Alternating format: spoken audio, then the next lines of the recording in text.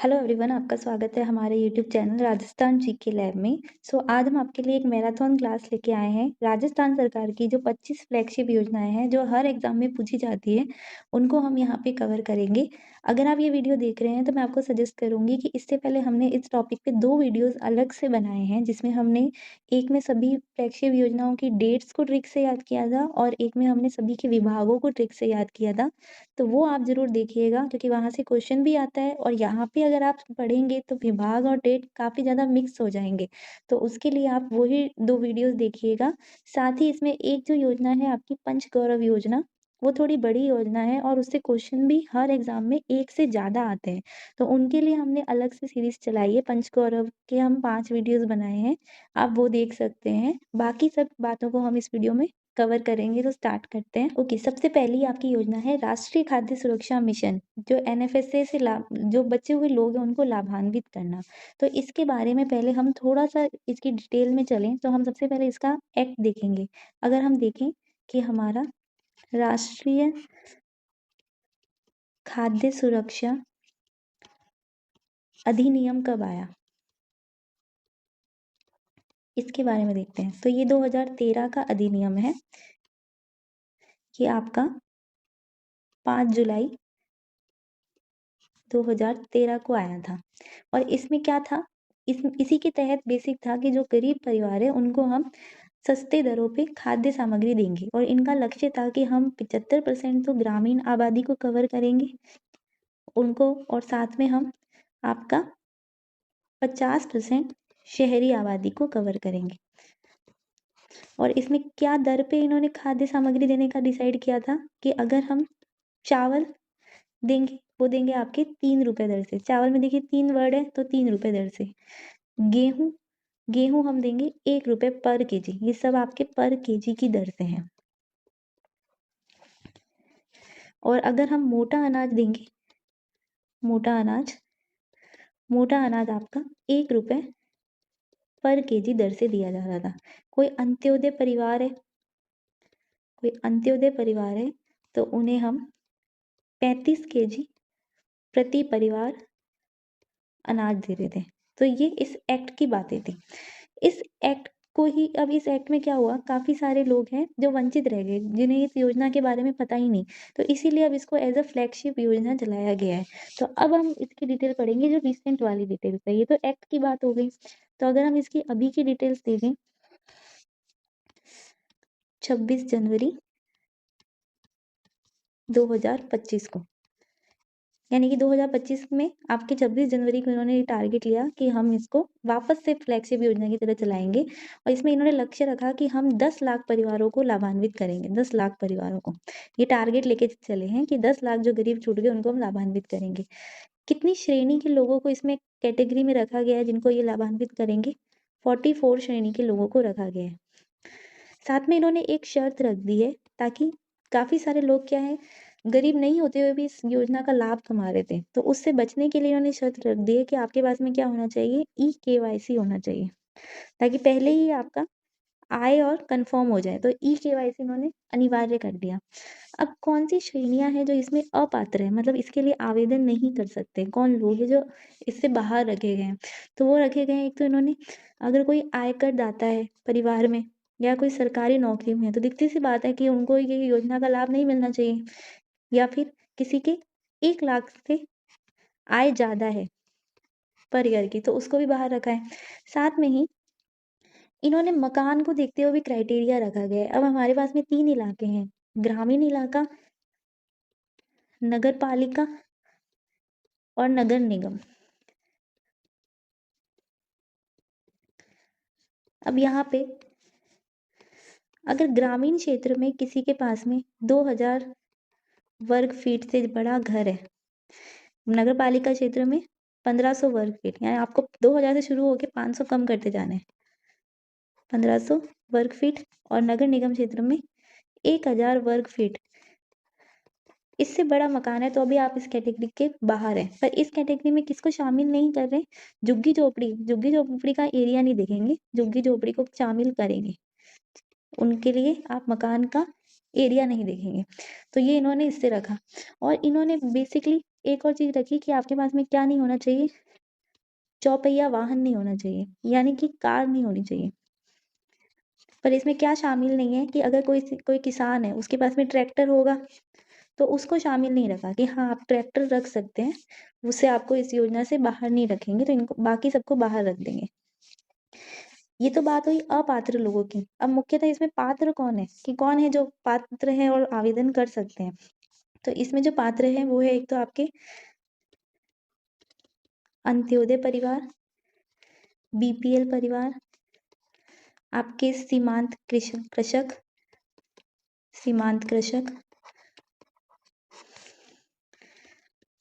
सफाई कर्मचारी और आपका श्रमिक वर्ग।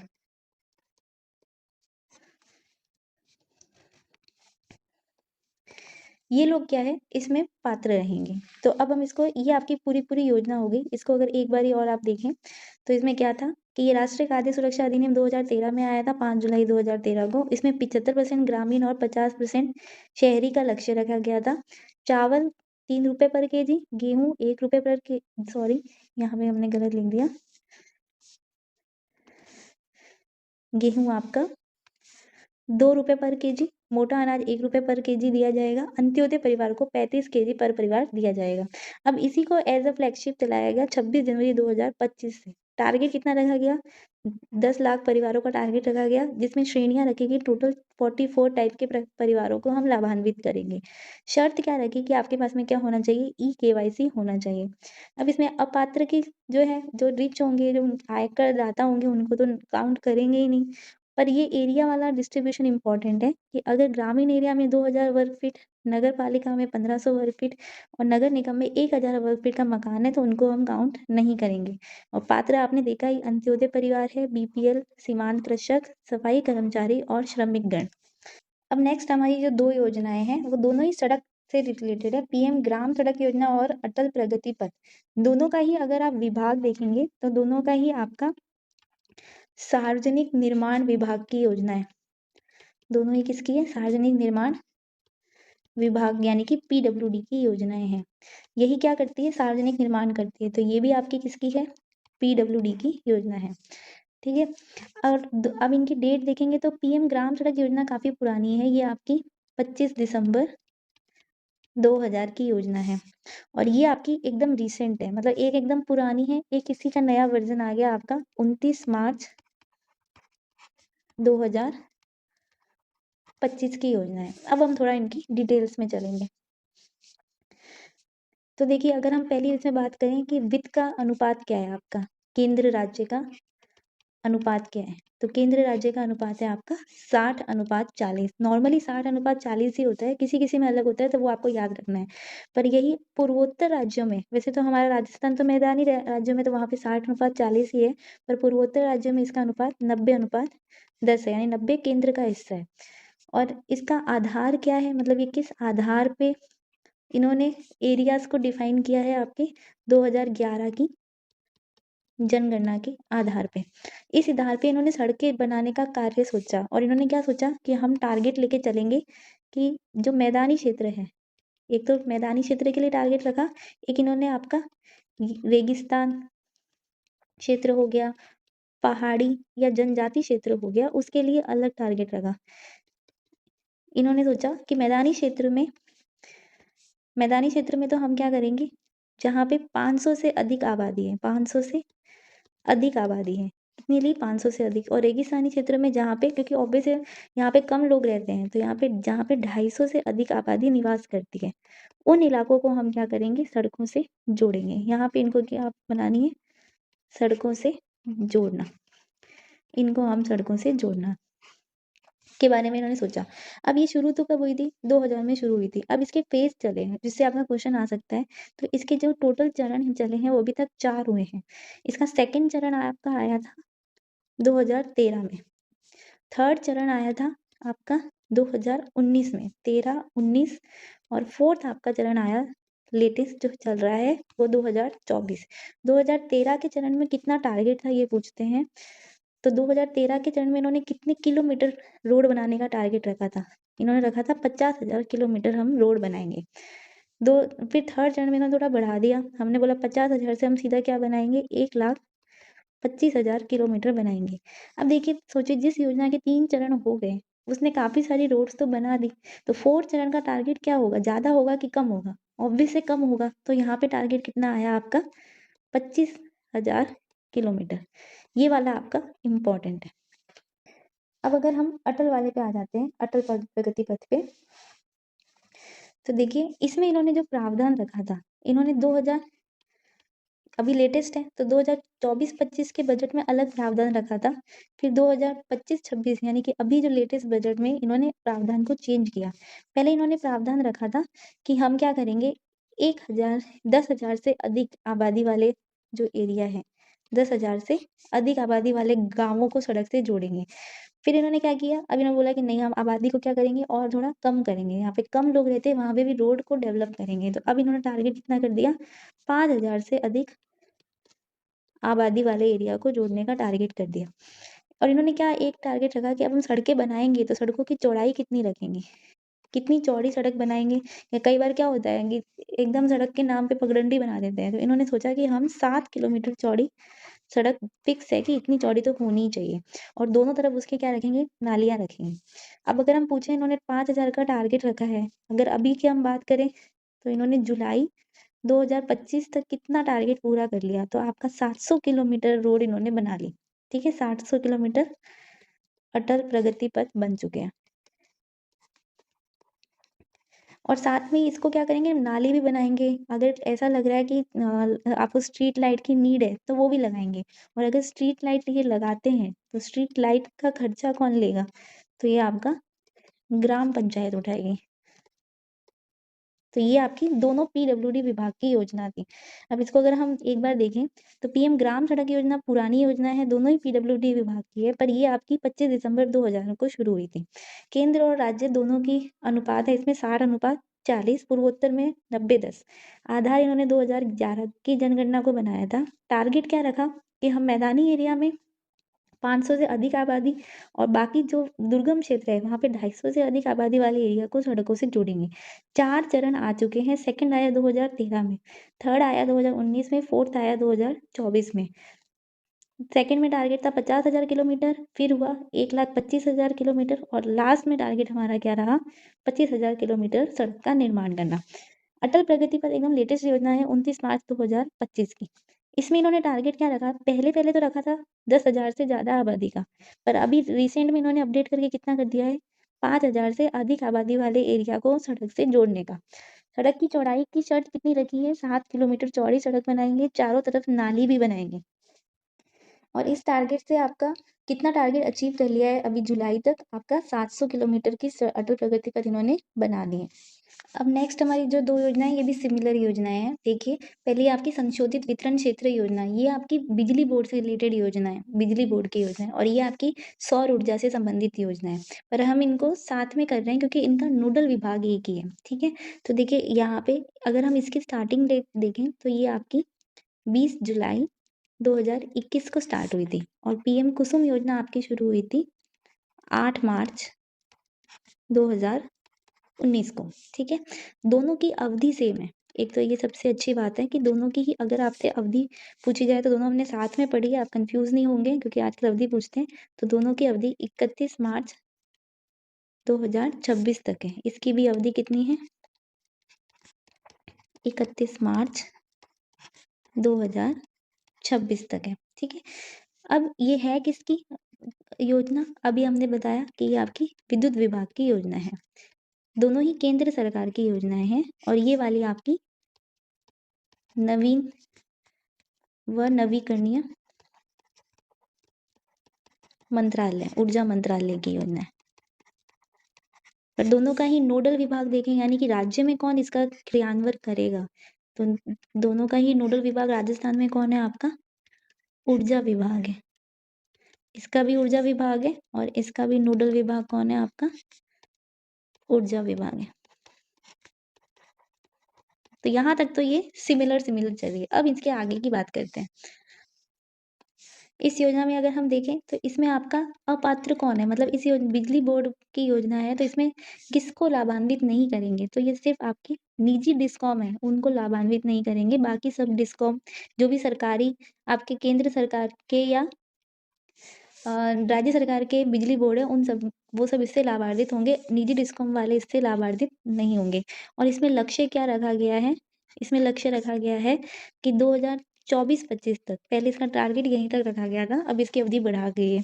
2024-25 तक इसका AT&C घाटा कम करके आपको 12 से 15% तक क्या करना है, कम करना है। ये इसका टारगेट था और इसके घटक थे। अब दोनों में ही घटक है, ऊर्जा वाली योजनाओं में घटक है, आप ये याद रखिएगा। तो इसका घटक ए आपका है स्मार्ट मीटर लगाने से, जो हमारे घर पे जो लाइट के मीटर लगे होते हैं, तो अब ये क्या लगाएंगे, स्मार्ट मीटर लगाएंगे। कहाँ कहाँ लगाएंगे, 2 एरिया में इन्होंने डिफाइन किया है कि हम 2 जगह लगाएंगे। एक तो आपका गैर अधिसूचित क्षेत्र में और एक आपका अधिसूचित क्षेत्र में।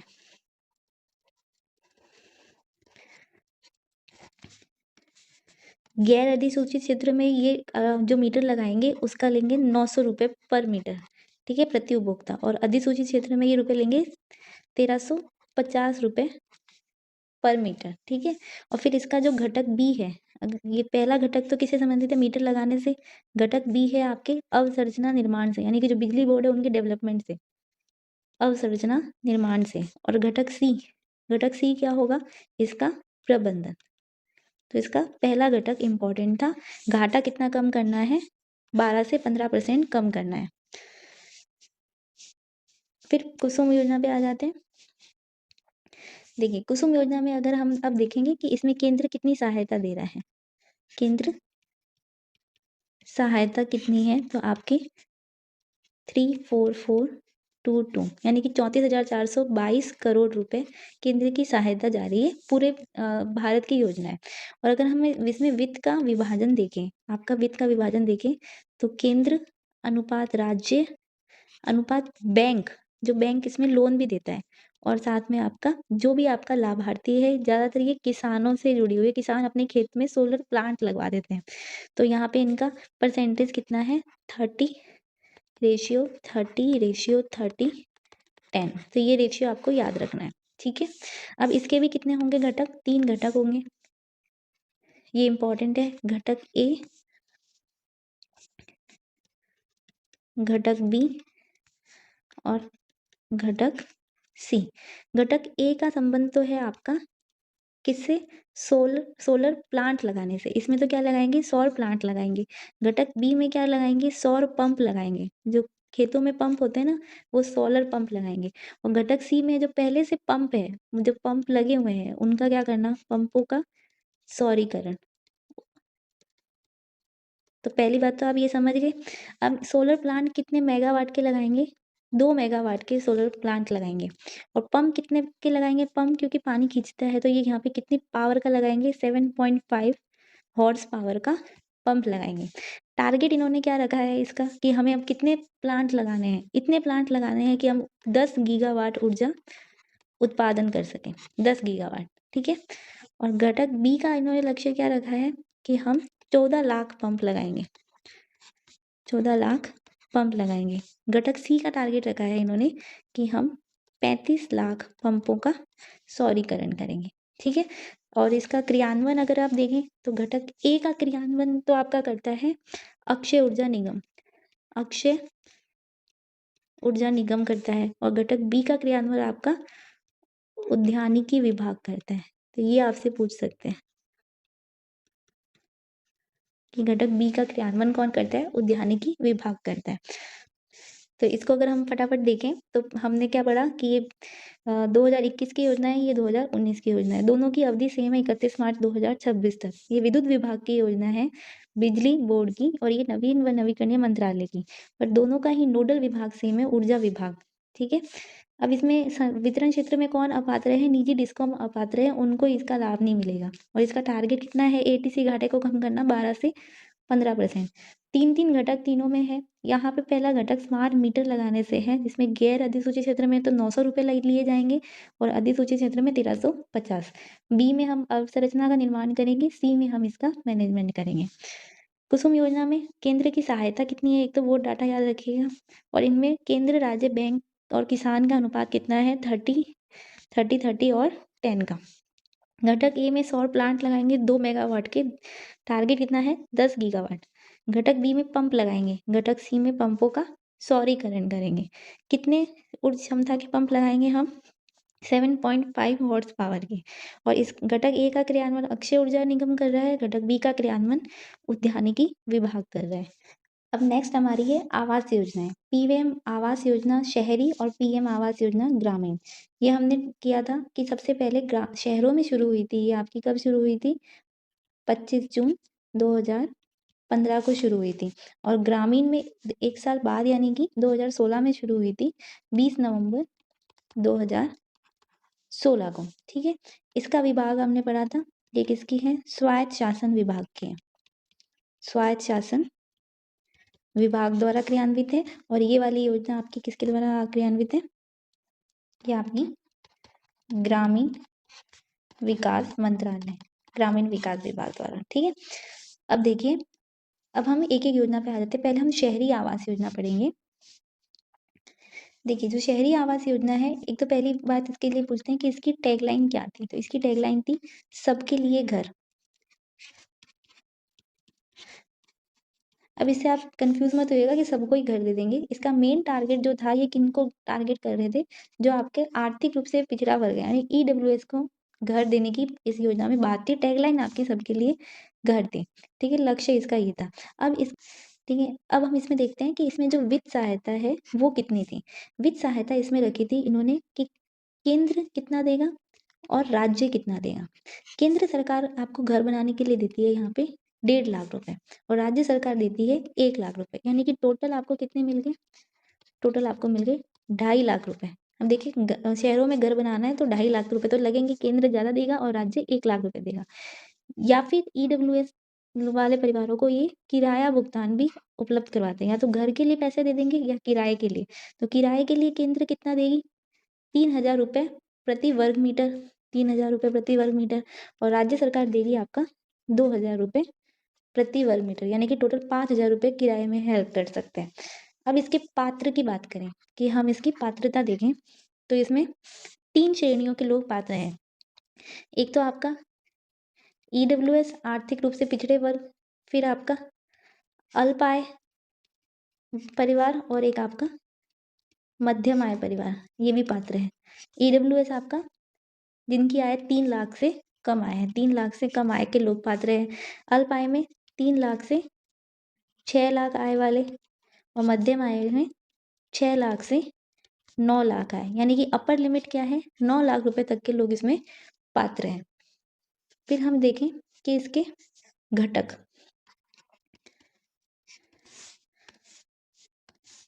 इसके 4 घटक हैं। देखिए, पहला इन्होंने क्या किया, लाभार्थी के अनुसार घर बनाया, यानी कि पहला घटक क्या है, लाभार्थी आधारित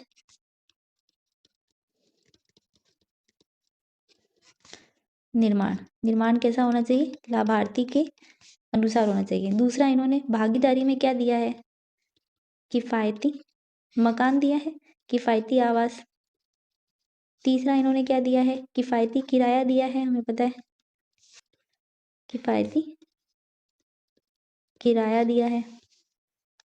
और चौथा, इन्होंने क्या एक रखा था कि हम आपको क्या देंगे, ब्याज में सब्सिडी देंगे। अब इसमें भी एक क्वेश्चन पूछता है कि इस योजना में कितनी ब्याज सब्सिडी मिल सकती है, तो मैक्सिमम आपको 1,80,000 का अगर आप ब्याज लेंगे, तो वहाँ लोन लेंगे, तो वहाँ पे आपको सब्सिडी मिलेगी। तो 1,80,000 तक के लोन पे आपको सब्सिडी मिल सकती है।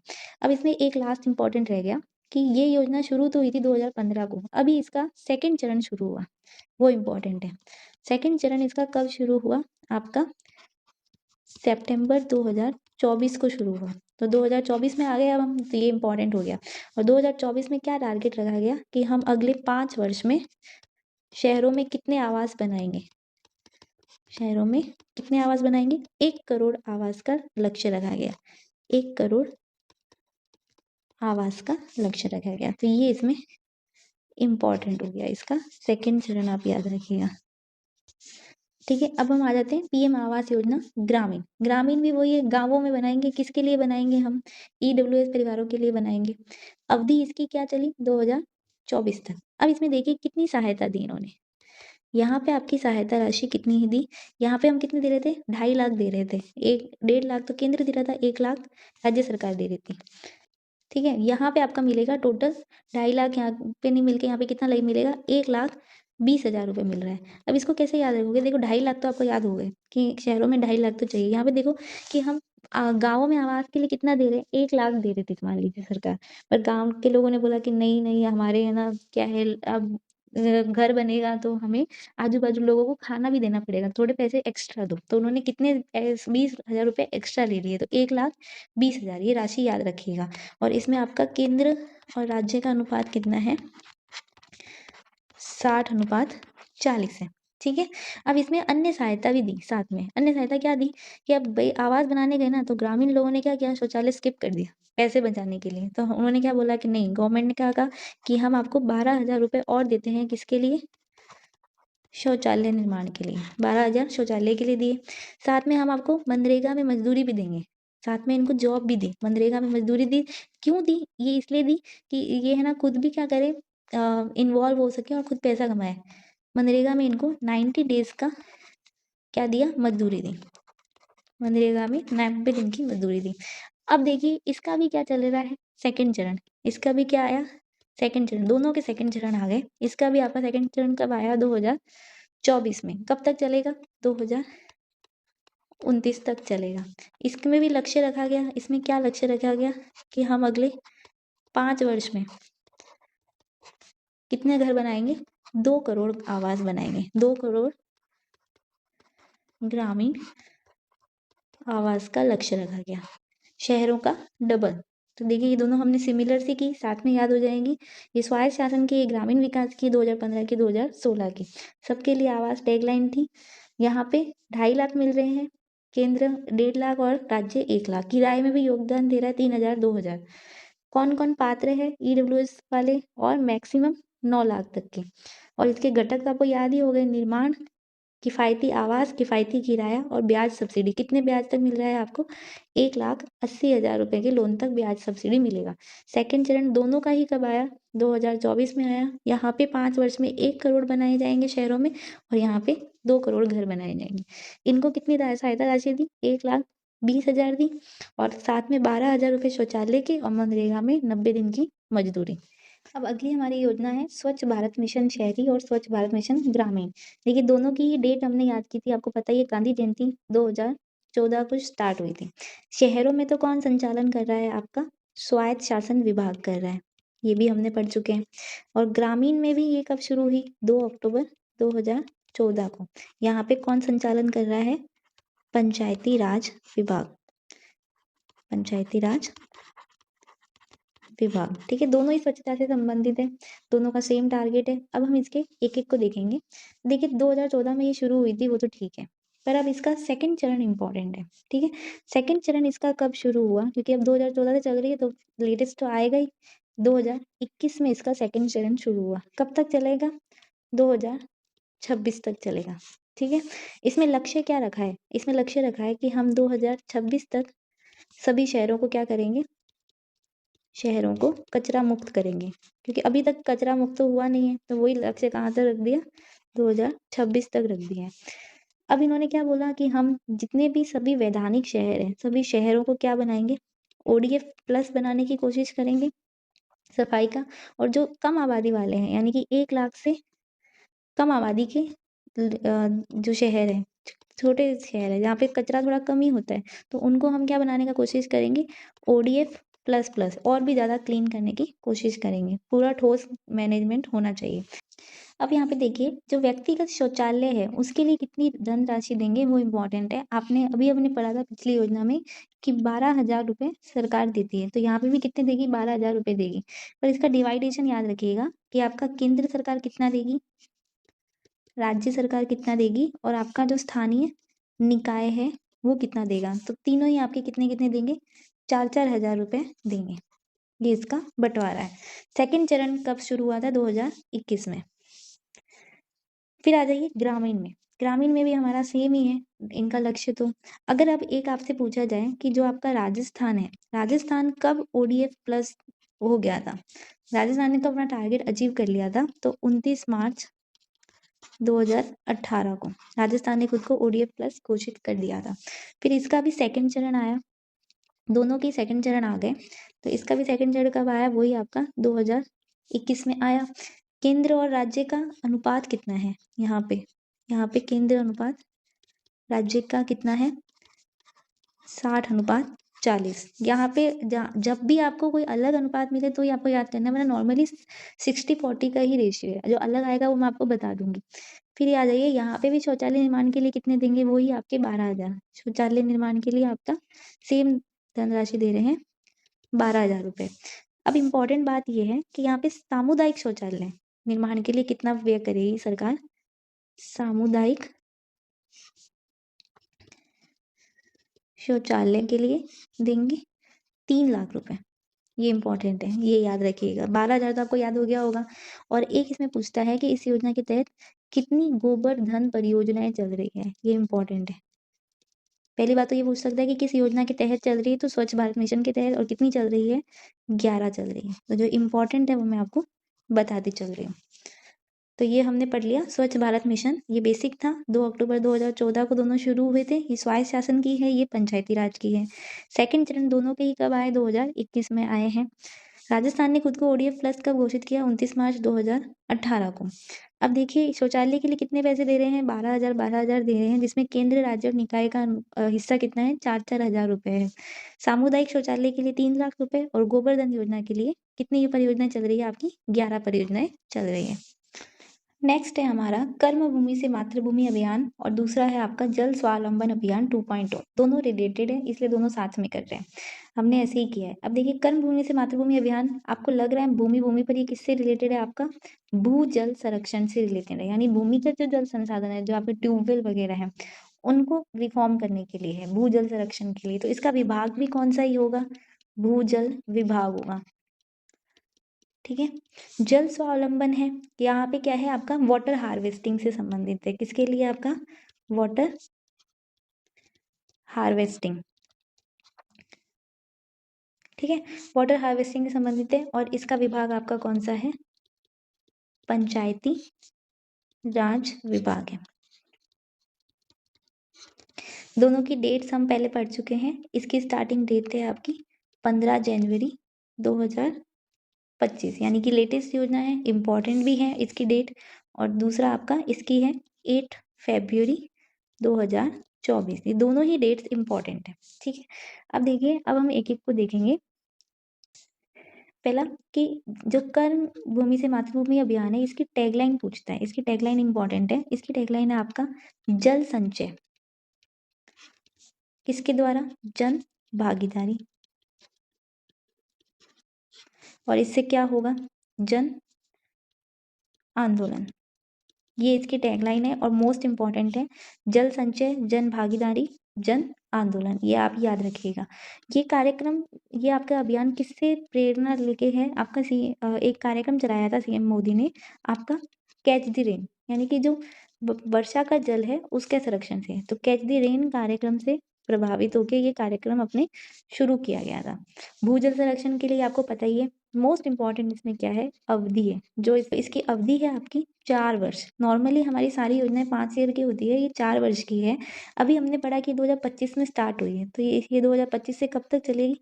2028 तक इसकी अवधि है। ये इंपॉर्टेंट है। और लक्ष्य क्या रखा गया है इसमें?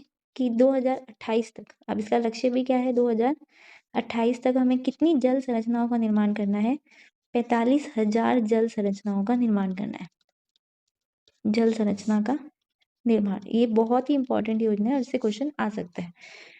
अब देखिए, जब ये योजना स्टार्ट की गई थी तो इसमें प्रारंभ में कितने जिले थे? प्रारंभ में इसमें सिर्फ आपके राजस्थान के 6 जिलों में ही शुरू की गई थी। ये भी इंपॉर्टेंट आ गया। 6 जिलों में कौन कौन से थे? सिरोही, पाली, जयपुर, जोधपुर, भीलवाड़ा और झुंझुनू। ठीक है, तो ये जिले आप याद रखिएगा कि इसके प्रारंभ में कितने जिले थे? सिरोही, पाली, जयपुर, जोधपुर, भीलवाड़ा और झुंझुनू।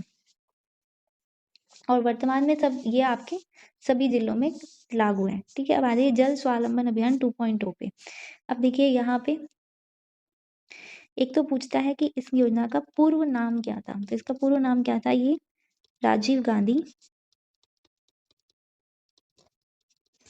जल संचय योजना था,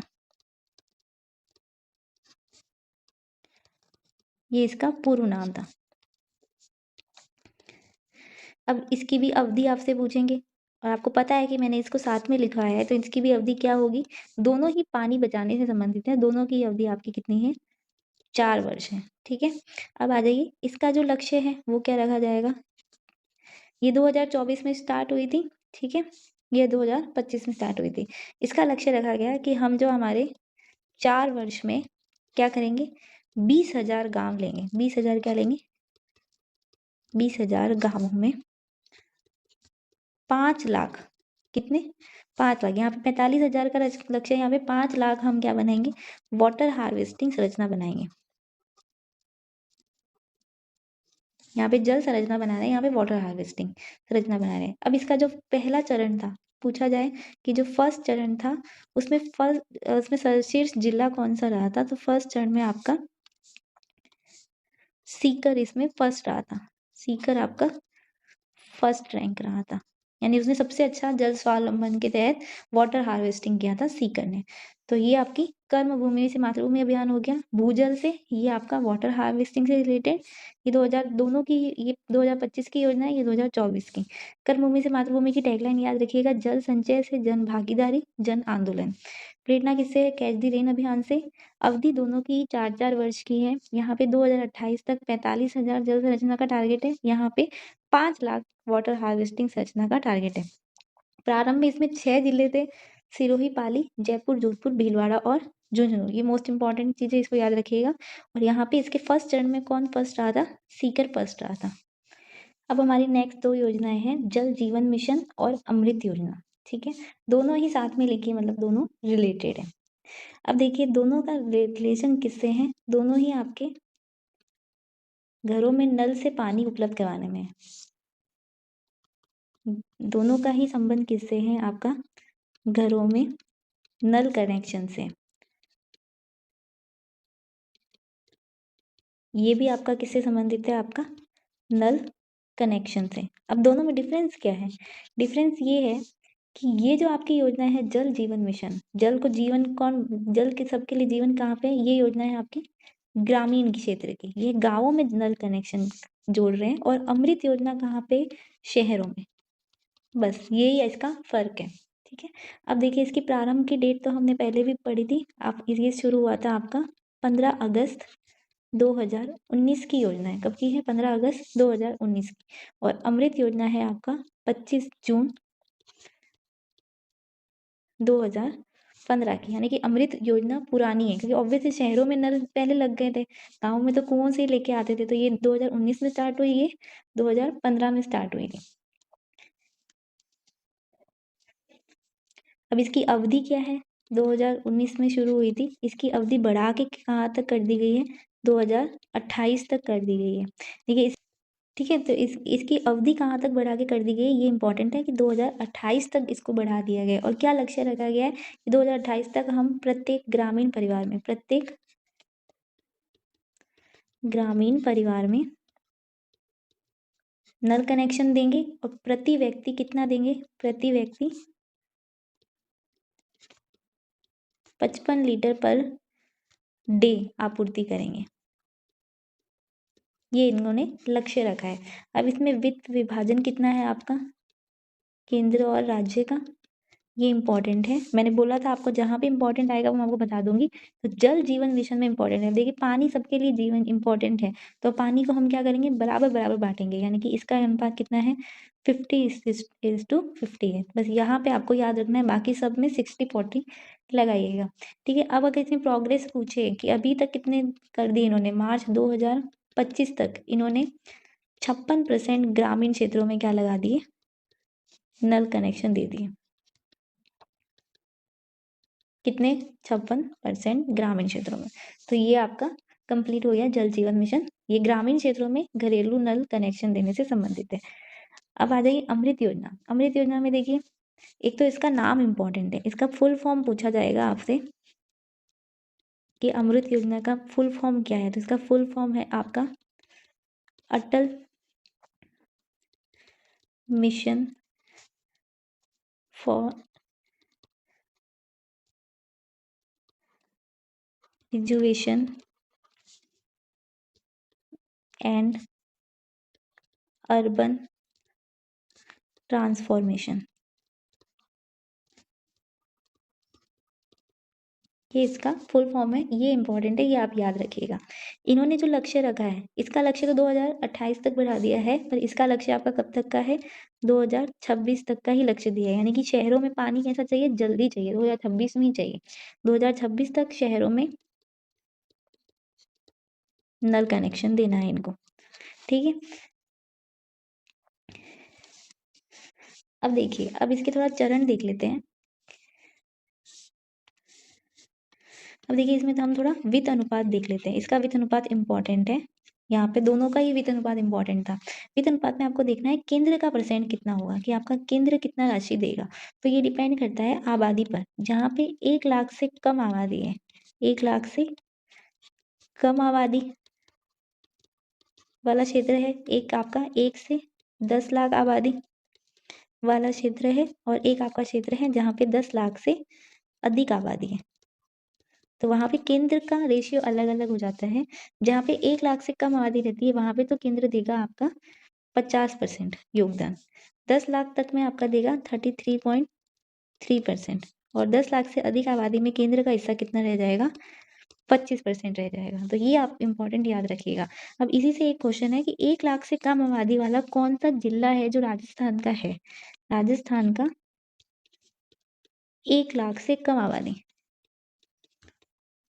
आबादी वाला जिला इसमें जो शामिल है इस योजना में, वो कौन सा है आपका? एक ही जिला है, झालावाड़।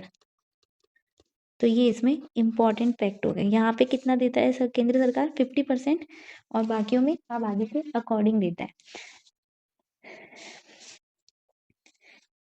ठीक है। और एक और इम्पॉर्टेंट बात कि जो इसका फर्स्ट चरण चला था, उसमें भारत के टोटल कितने शहर चुने गए थे? 500 शहर चुने गए थे, जिसमें शुरू इन्होंने स्टार्ट किया था। इसमें से आपका राजस्थान के कितने शहर थे? तो राजस्थान के 29 शहर थे। ये इंपॉर्टेंट है, ये आप याद रखिएगा। राजस्थान के 29 थे, भारत के 500 शहर थे। तो जल जीवन मिशन ग्रामीण क्षेत्रों में नल कनेक्शन, अमृत योजना शहरों में नल कनेक्शन, ये 15 अगस्त 2019 को स्टार्ट हुआ, ये 25 जून 2015 को। इसकी अवधि 2028 तक बढ़ा दी गई है, और इसकी 2026 तक की है। यहाँ पे प्रत्येक व्यक्ति 55 लीटर पर डे आपूर्ति का लक्ष्य रखा गया है। वित्त कितना है? जल को 50-50 में बांट दिया। मार्च 2025 तक 56% आबादी को कवर कर चुके हैं। यहाँ पे अमृत योजना का पूरा नाम क्या है? Atal Mission for Rejuvenation and Urban Transformation. लक्ष्य क्या रखा गया है? 2026 तक का। वित्त यहाँ पे केंद्र आबादी के अनुसार देता है। 1 लाख से कम आबादी पे कितना परसेंट देता है? 50%। और राजस्थान का 1 लाख से कम आबादी वाला जिला कौन सा है? झालावाड़। ओके, नेक्स्ट अब हम 2 मिशन करेंगे, मिशन हरियालो राजस्थान और पीएम कृषि सिंचाई योजना। ये दोनों भी देखिए हमने रिलेटेड ही लिए हैं। ये आपका वनों से संबंधित है, और ये आपका कृषि सिंचाई से संबंधित है। सिमिलर योजनाएं साथ में करेंगे तो याद रखना इजी है। इसकी स्टार्टिंग डेट हमने याद की थी कि ये आपका कब वो स्टार्ट हुआ था? 7 अगस्त 2024 को। और कहाँ से स्टार्ट किया गया था इसको? दूदू से किया गया था, दूदू राजस्थान से। और इसकी जो स्टार्टिंग डेट है, ये आपका मतलब 2024 का अभियान था। इसकी आपकी स्टार्टिंग डेट है 1 जुलाई 2015। आई होप आपको ये डेट्स याद होगी। अगर नहीं है तो आपको डिस्क्रिप्शन में लिंक मिल जाएगा, आप उनको याद कर सकते हैं। अब देखिए, अब हम देखते हैं कि इन दोनों का नोडल विभाग देखते हैं। तो इसका जो नोडल विभाग है, ये तो आप नाम से ही समझ गए कि इसका नोडल विभाग कौन सा है आपका? वन विभाग। और यहाँ पे इसका नोडल विभाग जो है आपका, वो आपका कौन सा होगा? उद्यानिकी, कृषि और उद्यानिकी विभाग। इन दोनों को मर्ज कर दिया गया, उद्यानिकी विभाग। यहाँ तक हमने याद कर लिया। अब हम क्या करेंगे, यहाँ से अब एक एक को देखेंगे पहले। देखिए, अब हरियालों में अगर हम आगे की बात करें तो सबसे इम्पोर्टेंट जो क्वेश्चन आपसे पूछा जाएगा, जो हर एग्ज़ाम के लिए इम्पोर्टेंट है, ऐसे क्वेश्चन बनता ही है कि हरियाणा और राजस्थान का लक्ष्य क्या रखा गया था? इन्होंने लक्ष्य रखा था कि हम 5 वर्ष में 5 साल हैं, तो 5 वर्ष में हम कितने पौधे लगाएँगे? 50 करोड़ पौधे लगाएँगे। ये आपसे पूछा ही जाएगा कि कितने वृक्षों का इन्होंने लक्ष्य रखा था। 5 वर्ष में पा 50 करोड़। और ये जो अभियान है, ये किससे प्रेरित है आपका? केंद्र के एक पेड़ माँ के नाम अभियान से प्रेरित है। एक पेड़ माँ के नाम, ये तो आपको पता ही होगा। जो इम्पोर्टेंट है उन्हीं को याद रखना है। अब देखिए, ये इनका पूरा 5 साल का लक्ष्य था। अगर आपसे पूछे कि 2025-26 का लक्ष्य कितना रखा गया? तो 2025-26 का लक्ष्य इसमें रखा गया 10 करोड़, यानी 50 करोड़ हमारा टोटल लक्ष्य है, तो 1 साल का कितना होगा? 10 करोड़। सिंपल सा है, सोचने की ज़रूरत ही नहीं। अब इन्होंने पेड़ लगाने के लिए क्या बनाए? वन मित्र के रूप में लोगों को का नियुक्त भी किया। तो कितने वन मित्रों को नियुक्त दी इन्होंने? 2000 वन मित्र बनाए। अब देखिए, जो इनका 2025-26 का लक्ष्य था, उसी को डिवाइड करते इन्होंने किन-किन विभागों को ये काम बाँटा था। 2000 जो 25-26 का जो लक्ष्य था, उसमें किस-किस को बोला था कि कितने-कितने वृक्ष आपको लगाने हैं। तो इन्होंने बाँटा कि सबसे ज़्यादा वन लगाने का काम दिया, वृक्ष लगाने का वन विभाग को। वन विभाग खुद ही लगाएगा, उसी की योजना है सबसे ज़्यादा। तो 10 करोड़ में से 3 करोड़ तो इनको लक्ष्य दिया गया। फिर आपका पंचायती राज विभाग को। पंचायती राज विभाग को लक्ष्य दिया गया 2 करोड़ वृक्षों के वृक्षारोपण का। और लास्ट आपका स्कूली शिक्षा विभाग को, क्योंकि स्कूलों में क्या है, बच्चे होते हैं और बच्चों को आपको दिखाना है कि आप कैसे प्रकृति की रक्षा कर सकते हैं। तो और स्कूली शिक्षा विभाग को इन्होंने टारगेट दिया कि 80 लाख पौधे आप लगाइए। ये इम्पोर्टेंट है, ठीक है? और शेष जो थे वो अन्य विभाग मिलके लगाएँगे। टोटल आपको पता ही है। ठीक है, अब देखिए, अब है ना, आपसे पूछें कि ये 2025 का जो लक्ष्य था, ये इन्होंने कब तक प्राप्त कर लिया? पूरे साल का लक्ष्य था, पर इन्होंने अगस्त मंथ में आपको ये लक्ष्य को अचीव कर लिया। 2000 अगस्त 2025 में अचीव कर लिया। और सबसे ज़्यादा पौधे किसने लगाए? जो फर्स्ट था इस लक्ष्य में, आपका फर्स्ट राज्य था, फर्स्ट जिला था, वो तो आपका जयपुर। सेकंड पोज़ीशन पे रहा आपका जैसलमेर। और थर्ड पोज़ीशन पे आपका रहा भीलवाड़ा। ये तो है ये तो है जिले से क्रम कि सबसे फर्स्ट कहाँ पे वृक्षारोपण हुए? जयपुर में हुए। अगर आपसे पूछे कि आपका जो फर्स्ट विभाग कौन-सा रहा इसमें? फर्स्ट विभाग, सबसे ज़्यादा पौधे किस विभाग ने लगाए? तो आपके शिक्षा विभाग ने लगाए। स्कूली शिक्षा विभाग ने लगाए। शिक्षा विभाग इसमें वृक्षारोपण में फर्स्ट रहा था। तो ये आपका हो गया मिशन हरियालो राजस्थान। इसमें हमने क्या-क्या पढ़ा? इसकी स्टार्टिंग डेट पढ़ी 7 अगस्त 2024 दूदू में हुआ था। नोडल विभाग इसका वन विभाग था। लक्ष्य कितने पौधे का रखा गया था? 5 करोड़ में 5 वर्ष में 50 करोड़ पौधे का लक्ष्य रखा गया था। 1 साल में कितने लगाएँगे? 10 करोड़, यानी कि 2025-26 का लक्ष्य कितना है? 10 करोड़। कितने वन मित्र बनाए? 2000 वन मित्र। और ये अभियान किससे प्रेरित था? केंद्र के एक पेड़ माँ के नाम अभियान से प्रेरित था। अब 2025-26 का जो लक्ष्य था, उसको इन्होंने डिवाइड किया था। वन विभाग को 3 करोड़ पौधों का लक्ष्य दिया था। पंचायती विभाग को 2 करोड़, स्कूली शिक्षा को 80 लाख का लक्ष्य दिया था। ये कब टारगेट अचीव हो गया इनका? अगस्त में ही अचीव हो गया, जिसमें फर्स्ट आपका कौन रहा? जयपुर। और फर्स्ट विभाग कौन-सा रहा आपका? शिक्षा विभाग। अब आ जाइए पीएम कृषि सिंचाई योजना पे। पहली बात तो ये केंद्र की योजना है, ठीक है? और इसकी जो टैगलाइन है वो इम्पोर्टेंट है। इसकी जो टैगलाइन क्या है? तो वो पूछते हैं आपका पर ड्रॉप मोर क्रॉप, ये इसकी टैगलाइन है। और इसमें अब क्योंकि केंद्र की योजना है, तो इसमें केंद्र राज्य अनुपात होगा। तो केंद्र राज्य अनुपात कितना है आपका? 60-40, यानी ये भी कॉमन ही है। अभी तक एक ही अनुपात आपको याद रखना है 50-50 वाला। वो आप बताएँगे कमेंट सेक्शन में कि अभी हमने कौन-सा पढ़ा था जिसमें 50-50 आपका विभाजन था। अब देखिए, इसके घटक भी पूछते हैं कि इस योजना के घटक बताइए। जैसे हमने सौर ऊर्जा में पढ़े थे, वैसे ही सिंचाई में भी घटक है। तो पहला है इसका घटक त्वरित सिंचाई लाभ कार्यक्रम। दूसरा है आपका हर खेत को पानी।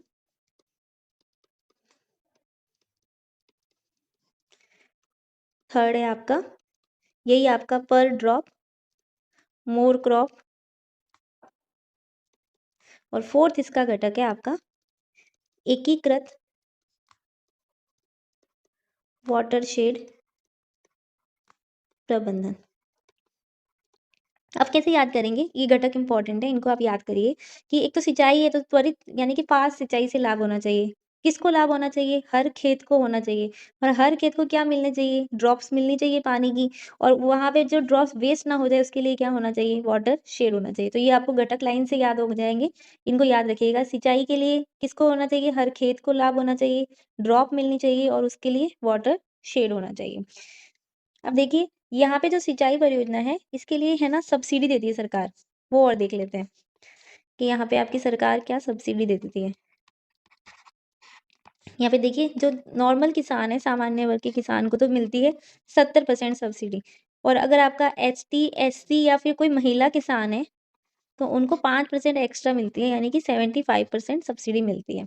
और इस योजना के लिए अभी क्योंकि फ्लैगशिप हो गई है, तो बजट में कितना प्रावधान किया गया है इसमें, बजट 2025-26 में इसका व्यय प्रावधान कितना रखा गया इस योजना पे करेंगे 1250 करोड़ रुपए का व्यय किया जाएगा सिंचाई योजना पे। ये आपका करंट का थोड़ा रिलेट हो गया, ठीक है। अभी ये खत्म नहीं हुई है, इसमें एक इम्पॉर्टेंट चीज रह गई है, वो है आपकी RRR परियोजना। ये बहुत इंपॉर्टेंट है, इसमें आपसे पूछा जा सकता है कि ये परियोजना किस योजना के अंतर्गत चलाई जा रही है। तो पहली बात तो हम इसका फुल फॉर्म देख लेते हैं। इसका फुल फॉर्म है रिपेयर, रिनोवेशन और आपका रिस्टोरेशन। RRR के फुल फॉर्म क्या करेंगे? हम पहले रिपेयर करेंगे, फिर रिनोवेट करेंगे और फिर उसको रिस्टोर करेंगे। यानी कि जो पहले से आपके सिंचाई इकाई लगी हुई है, उन्हीं को थोड़ा हम रिपेयर करके और उनको ग्रो करेंगे। ये योजना अभी आपकी लेटेस्ट चली, आपकी जनवरी 2025 से चली।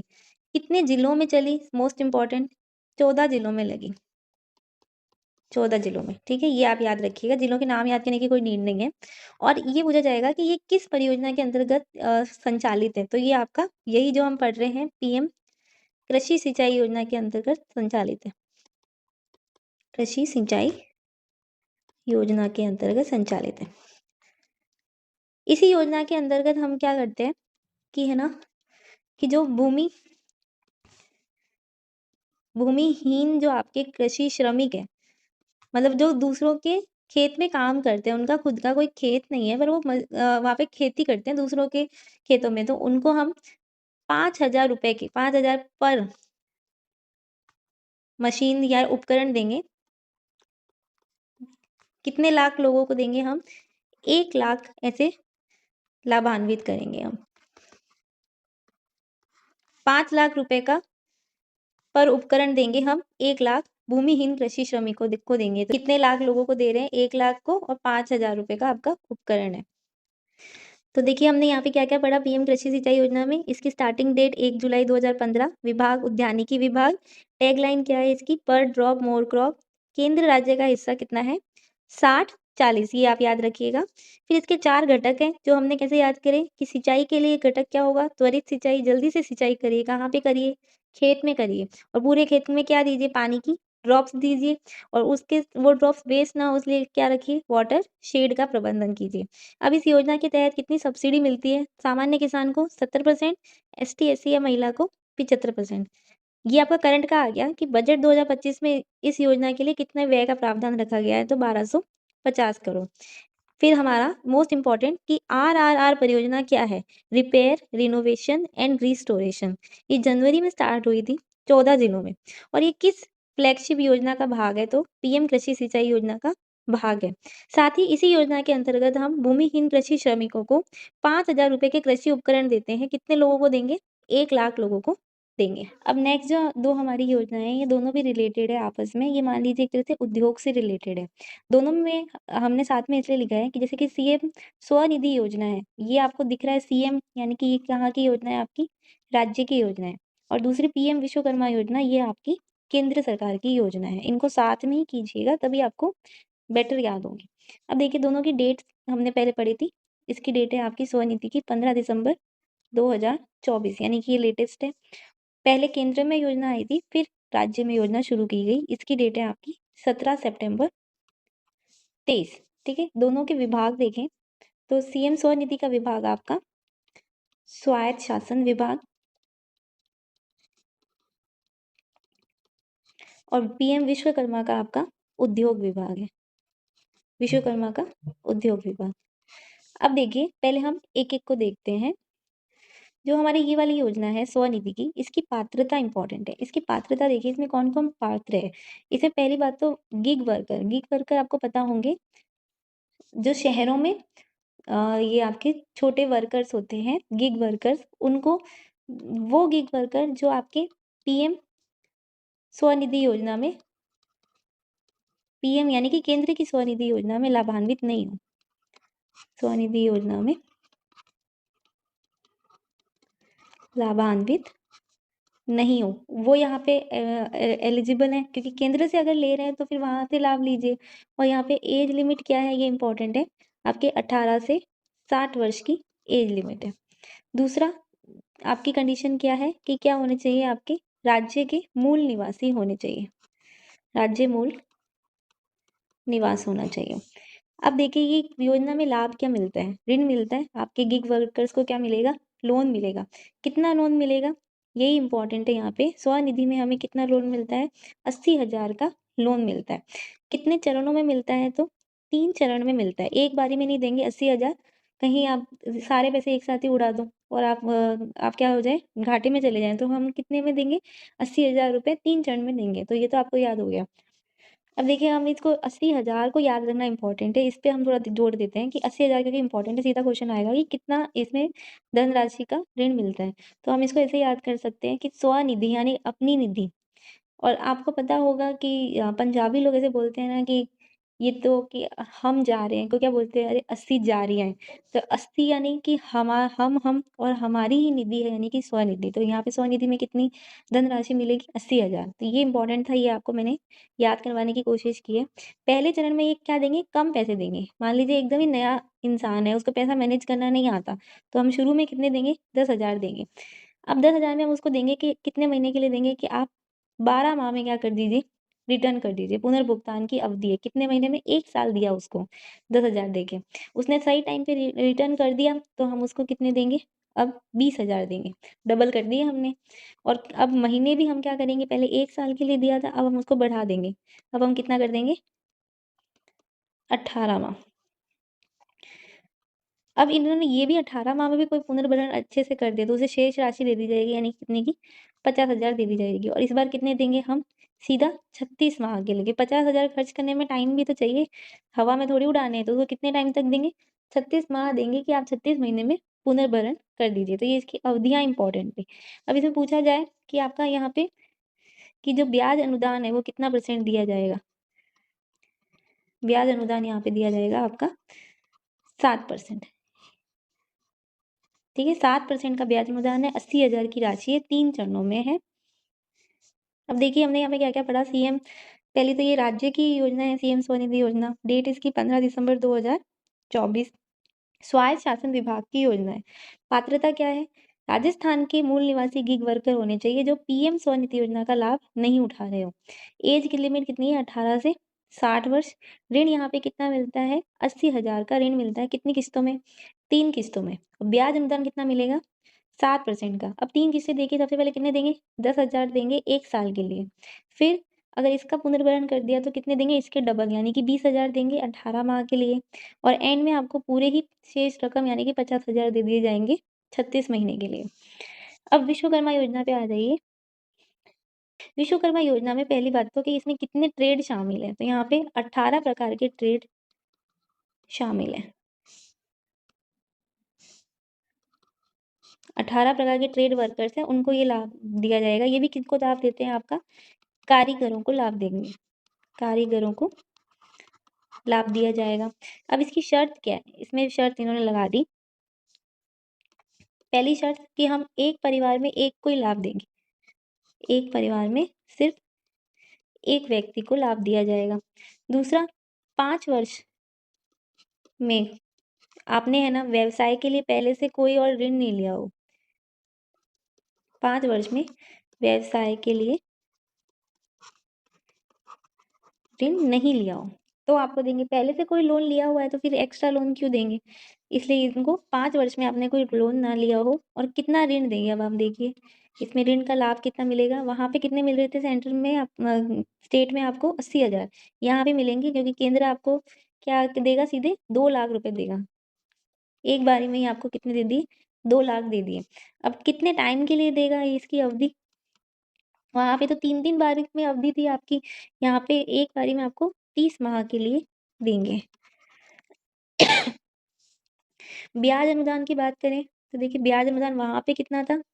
7% था, यहाँ पे कितना है? 8% है। यानी कि केंद्र आपको ज़्यादा ही दे रहा है।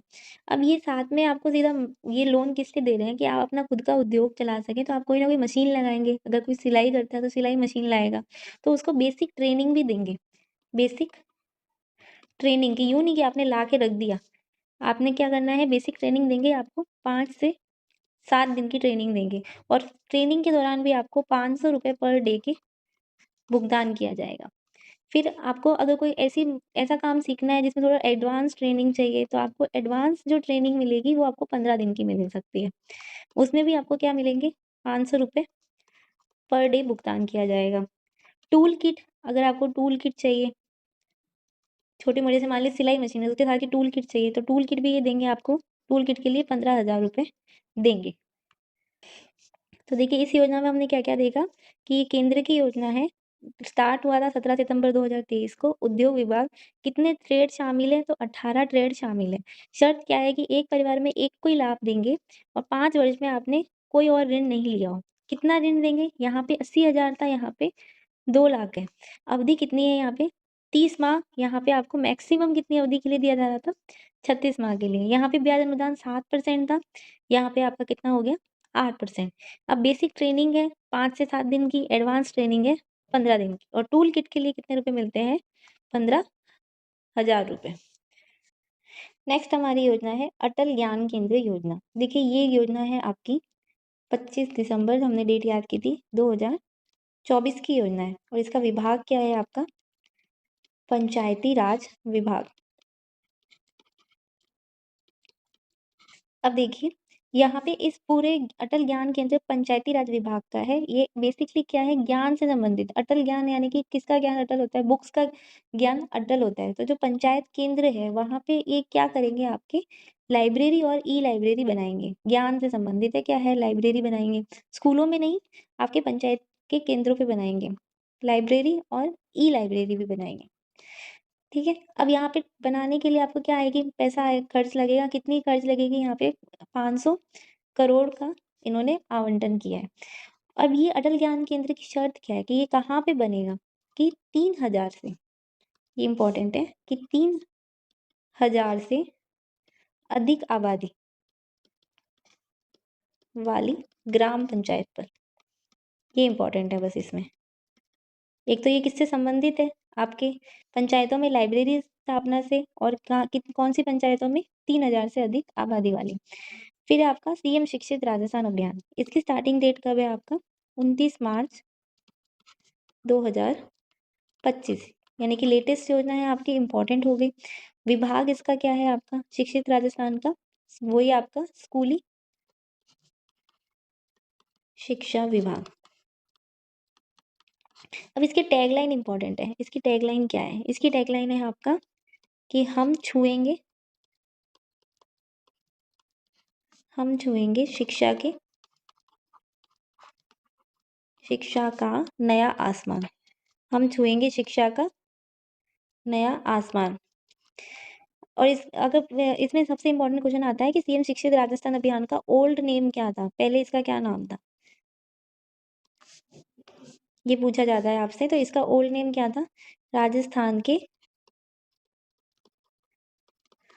शिक्षा में बढ़ते कदम। ये तो आपने सुना होगा। उसी का नया नाम अब कौन है? क्या है आपका? सीएम शिक्षित राजस्थान अभियान, बढ़ते कदम, ये इसका ओल्ड नेम था।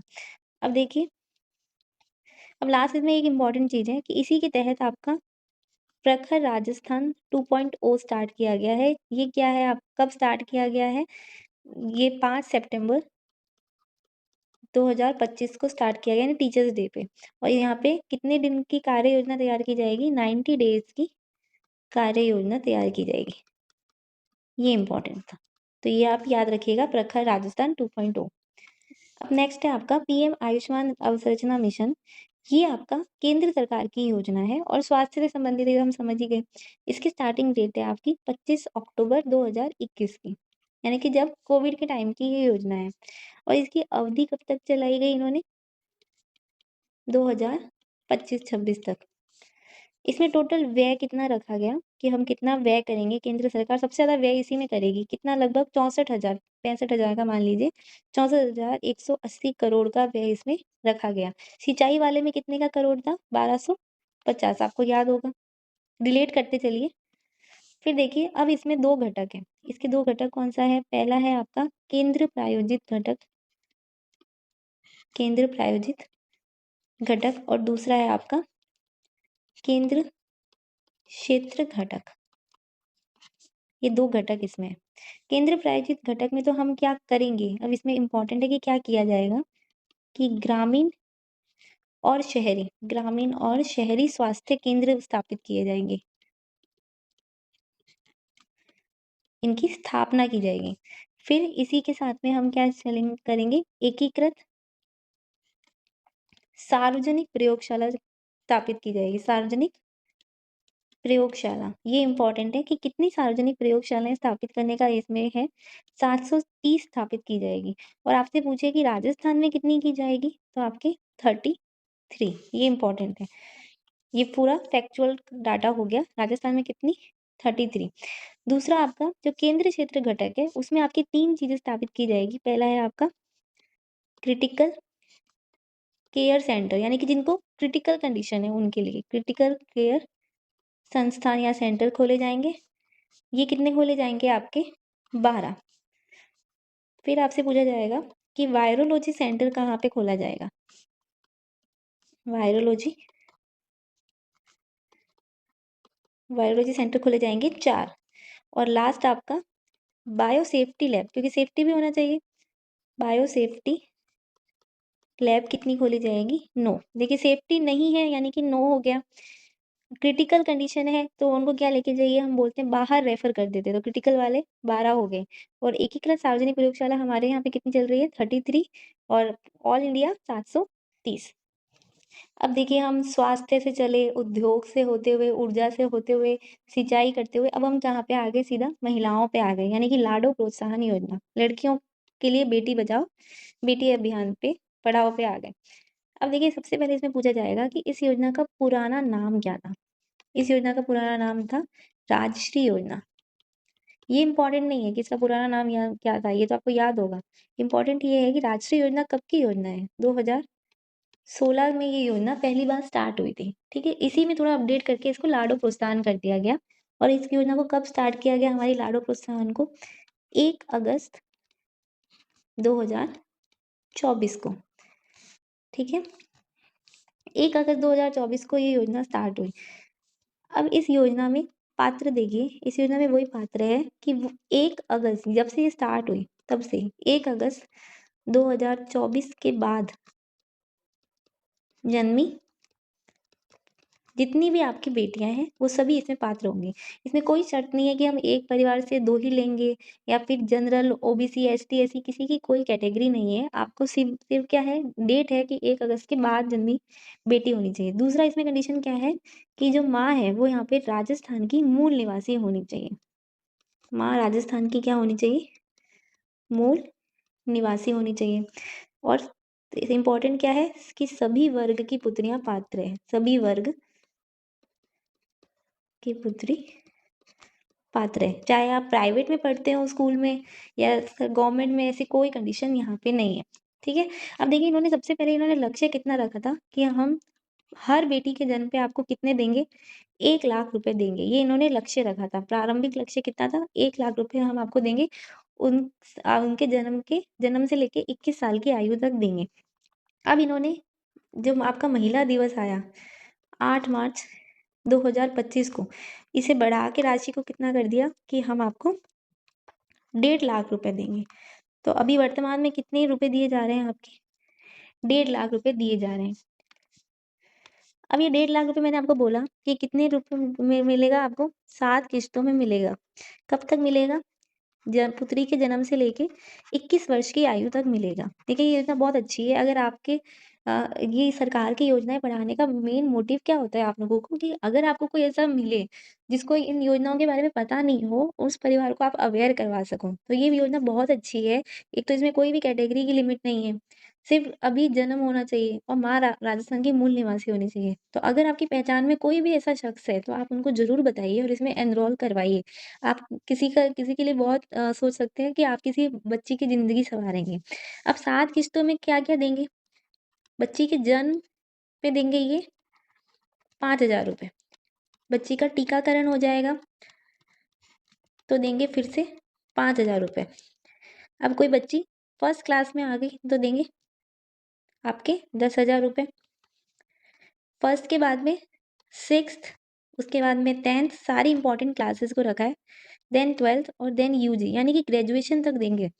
6th क्लास में देंगे उसको 15,000। 10th क्लास में 10th में 10 और जोड़ दीजिए यानी कि 20,000।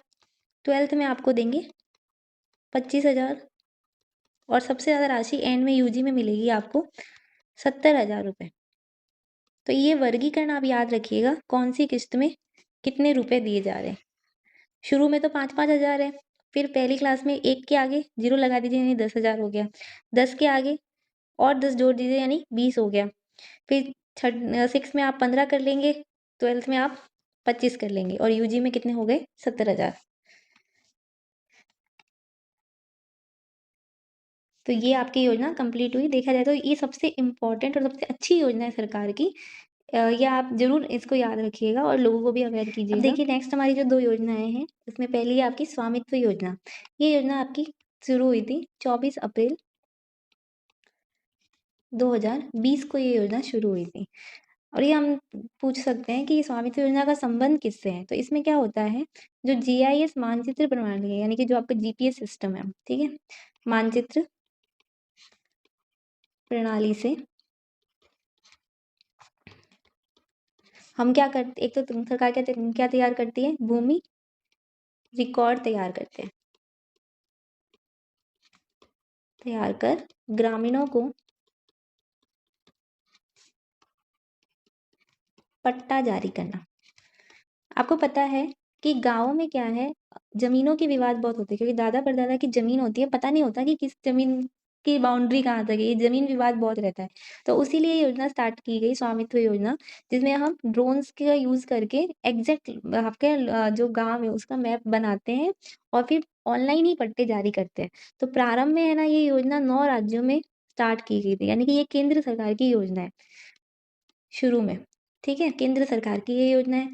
पहले ये 9 राज्यों में शुरू की गई थी, अभी वर्तमान में ये पूरे भारत में लागू है। वर्तमान में पूरा संपूर्ण भारत को कवर करती है। इसमें अब इम्पोर्टेंट एक तो ये हो गया, अब इसमें पूछा जाएगा कि इसमें कौन-कौन से विभाग सम्मिलित हैं। तो इसमें 3 विभाग मिलके ये कार्य करते हैं। एक तो है आपका पंचायती राज विभाग, क्योंकि पंचायत पे झगड़े होते हैं स्वामित्व को लेके। दूसरा भारतीय सर्वेक्षण विभाग, यानी कि ये विभाग क्या करेगा आपका पूरा मैप बना के देगा। और तीसरा विभाग है आपका राजस्व विभाग, ये इम्पोर्टेंट है राजस्व विभाग। राजस्व विभाग क्या करेगा? पट्टा जारी करेगा। तो ये 3 विभाग की योजना है। और राजस्थान में अभी तक कितने गाँवों का सर्वे पूरा कर लिया गया इस योजना के तहत? 35,955 गाँव का सर्वे कर लिया गया है आपके राजस्थान में। तो ये हमारी स्वामित्व योजना थी। पंचगौरव कार्यक्रम देखिए हम पहले भी पढ़ चुके हैं और इस पे तो हमारी पूरी सीरीज चली है। पंचगौरव कार्यक्रम मैंने वहाँ पे कंप्लीट से किया है। यहाँ पे हम इसका सिर्फ इंट्रोडक्शन देखेंगे। इसकी स्टार्टिंग डेट थी आपकी 17 दिसंबर 2024 को और इसका विभाग पूछा जाता है। इसका विभाग इम्पोर्टेंट है कि पंचगौरव कार्यक्रम का विभाग क्या है? तो आपका आयोजना विभाग है। ये इम्पोर्टेंट है, ये आप याद रखिएगा। अब इसमें क्या है, 1 जिला और 5 चीज़ों को प्रमोट किया जाएगा। तो 1 जिला, 1 उपज, 1 जिला, 1 प्रजाति, 1 जिला, 1 खेल, यानी हर जिले से एक-एक उपज, एक-एक प्रजाति, एक-एक खेल और एक जिला एक उत्पाद और एक जिला एक पर्यटन स्थल, इन 5 चीज़ों को प्रमोट किया जाएगा। अब ये प्रमोशन का विभाग कौन-सा है देखिए, उपज के लिए विभाग कौन-सा है आपका? कृषि विभाग। प्रजातियों के लिए वन विभाग, यानी कि वनस्पति की प्रजातियाँ ली जाएगी। खेल के लिए आपका खेल विभाग। उत्पाद के लिए उद्योग विभाग और पर्यटन के लिए पर्यटन विभाग, यानी कि 5 विभागों की संयुक्त परियोजना है और इन सभी पे हमने अलग से वीडियोस बनाए हैं जो आप देख सकते हैं। इसका लिंक आपको मिल जाएगा डिस्क्रिप्शन में। तो ये हमारा दोनों योजनाएँ हो गई। अब हम वीडियो के आखिरी पड़ाव पे हैं जहाँ पे हम हमारी लखपति दीदी, ड्रोन दीदी, सोलर दीदी ये सब देखेंगे। तो देखिए सबसे पहले हम देखते हैं लखपति दीदी योजना। लखपति दीदी, नमो ड्रोन दीदी, यानी कि महिलाओं को प्रशिक्षण दिया जाएगा यहाँ पे ड्रोन चलाने का। फिर आपका सोलर दीदी। लखपति दीदी देखिए ये कब योजना आई आपकी? 15 अगस्त 2023 को आई। ये भी आपकी 15 अगस्त 2023 को आई और सोलर दीदी आपकी 2025-26 में आई। इन सभी का संचालन कौन करेगा आपका? राजीविका। इसका भी राजीविका, ये इसका संचालन करते हैं। ठीक है। अब देखिए लखपति दीदी में जो है इसमें क्या है कि राजीविका से जुड़ी जो महिलाएं हैं उनको हम क्या करेंगे? लखपति बनाएंगे। ठीक है। उनकी आय हमें क्या करनी है? 1 लाख से अधिक करनी है। इन्होंने लक्ष्य रखा कि हम कितनी महिलाओं को टारगेट करके चलेंगे, कितनी महिलाओं को लाभान्वित करेंगे। 20 लाख महिलाएं इन्होंने टारगेट रखी कि 20 लाख महिलाओं को हमें लखपति बनाना है। उसके लिए हम ऋण देंगे। अब देखिए अगर आप किसी को 1 लाख रुपए ऋण दोगे लखपति बनाने के लिए, तो उसने मान लो 1000 रुपए खर्च कर दिए, तो वो लखपति थोड़ी रहा, उसके पास तो 1000 रुपए कम हो गए। तो ऋण ये थोड़ा ज़्यादा देते हैं। कितना ज़्यादा देंगे? 50,000 ज़्यादा देंगे, यानी कि 1.5 लाख का ऋण इसमें दिया जाता है। और कितनी दर पे दिया जाता है? 1.5% की ही दर पे दे दिया जाता है। तो ये आपकी लखपति दीदी योजना। नमो ड्रोन दीदी योजना में देखिए इन्होंने लक्ष्य कितने का रखा? यहाँ पे 20 लाख महिलाओं का लक्ष्य था। यहाँ पे इन्होंने ड्रोन प्रशिक्षण कितनों को देंगे? 15,000 महिलाओं को देंगे। ठीक है। जिसमें ये पूरे सेंटर की योजना है। राजस्थान में कितनी महिलाओं को प्रशिक्षण दिया जाएगा? 1000 महिलाओं को ड्रोन प्रशिक्षण। अब राजस्थान में इसका नोडल विभाग भी होगा। इसका नोडल विभाग क्या है आपका? ग्रामीण विकास विभाग। ग्रामीण विकास विभाग हो गया। क्रियान्वयन राजीविका ही करता है। अब इसमें प्रशिक्षण देंगे, ड्रोन सिखाएंगे, तो कितने दिन में सिखाएंगे? 15,000 महिलाओं को 15 ही दिन में सिखाएंगे। सोलर दीदी पे आ जाइए। सोलर दीदी का लक्ष्य कितना है? ये इंपॉर्टेंट है। यहाँ पे 15,000 का लक्ष्य है सोलर, क्योंकि ड्रोन उड़ाना तो टेक्निकल काम है, सोलर फिर भी इजी है, सोलर प्लांट्स लगाने सिखाने। तो इसमें लक्ष्य कितना रखा गया आपका? 25,000 महिलाओं का लक्ष्य रखा गया। क्रियान्वयन वही राजीविका करेगी। अब इसमें पात्रता क्या है? कौन सी महिलाओं को? जो 10th पास हो और उनकी एज कितनी हो आपकी? 20 से 45 वर्ष हो। ठीक है। और यहाँ पे इनको मानदेय भी दिया जाएगा। इनका मानदेय है 2,000 रुपये। 2,000 रुपये इनको मानदेय दिया जाएगा। अब लास्ट है आपकी बैंक सखी, पशु सखी और आपकी कृषि सखी। देखिए बैंक सखी, या अभी जो हमने सोलर देखा था वहां पे इनका भी क्रियान्वयन तो कौन करेगा? राजीविका ही करेगा। सोलर दीदी में हम मानदेय दे रहे थे, कितना दे रहे थे? 2,000 रुपये। बैंक सखी में हम बैंक है क्योंकि ज्यादा रिच हो गए बैंक वाले, तो कितना रुपए मानदेय देंगे? 4,000 रुपये प्रति माह मानदेय देंगे। पशु सखी में कितना देंगे? 1,500 रुपये प्रति माह देंगे। और कृषि सखी वाला को क्या देंगे? हम मानदेय नहीं देंगे, प्रशिक्षण देंगे। कितने दिन का? 56 डे का प्रशिक्षण। यानी प्रशिक्षण 2 में था, एक तो आपका ड्रोन में था और एक आपका कृषि में था। यहाँ पे योग्यता क्या चाहिए? 10th पास। बैंक के लिए आपको 10वीं पास होना चाहिए और पशु सखी और कृषि सखी के लिए आपको 5th पास होना चाहिए। एज लिमिट, यहाँ पे बैंक सखी की एज लिमिट है 18 से 45 वर्ष। पशु सखी और कृषि सखी की सोलर वाली ही एज लिमिट है 20 से 45 वर्ष। और इनका भी संचालन कौन करेगा? राजीविका।